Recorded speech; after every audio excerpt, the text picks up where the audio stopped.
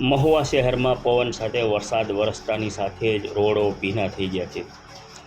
ખાનગી luxury bus એક road ઉપરથી પસાર થતી હતી. તે રોડ ઉપરથી બ્રેક ન લાગતાની સાથે રોડથી નીચે લપસી જવા પામી છે. લપસી જતાની સાથે જ વીજ પોલ સાથે અથડાઈ છે. વાત કરવામાં તો મહુવા શહેરના ખાતેમાં સોસાયટી પાસે રોડ નવો બનાવેલો છે, પણ રોડ ટૂંકો હોય તેવું પણ લોકોમાં એક ચર્ચાનો વિષય બની ચૂક્યો છે.